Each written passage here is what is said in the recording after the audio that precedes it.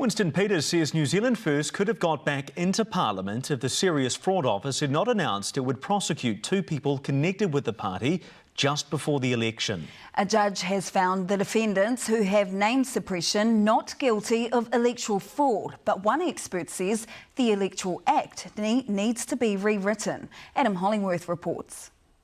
The two defendants, who were not then New Zealand First MPs, candidates or board members, were found not guilty of fraudulently depositing money into a New Zealand First Foundation account in breach of the Electoral Act. It's enormous relief. The reality was that there was a spurious claims made at the very beginning, backed up sadly by too many in the media who believe lies rather than the truth. Party leader Winston Peters says the SFO's announcement 6 months before the 2020 election that it was laying charges shows there was something seriously rotten in the state of New Zealand. The defendant's lawyer goes further. And it has all the hallmarks of political interference in an election. New Zealand First did not return to Parliament. Do you think in your heart of hearts that you could have got into the Parliament again in that election? Well, of course I do. The duo were accused of obtaining nearly $750,000 by deception between 2015 and 2020, but Tudor Clee says they should never have been prosecuted. I think the information they were provided was by people who were disgruntled or who had a political axe to grind.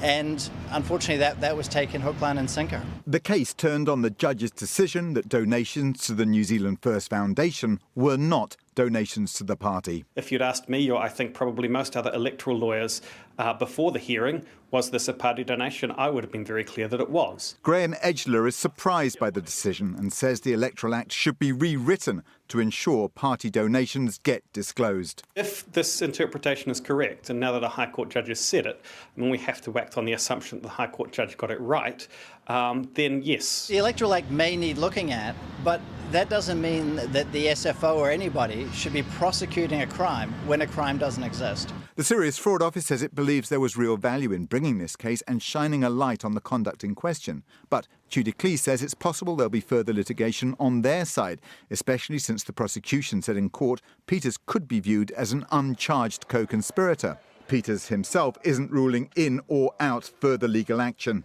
But watch this space. Kind of, yes. Winston Peters eyeing a comeback again. Adam Hollingworth, Newshub.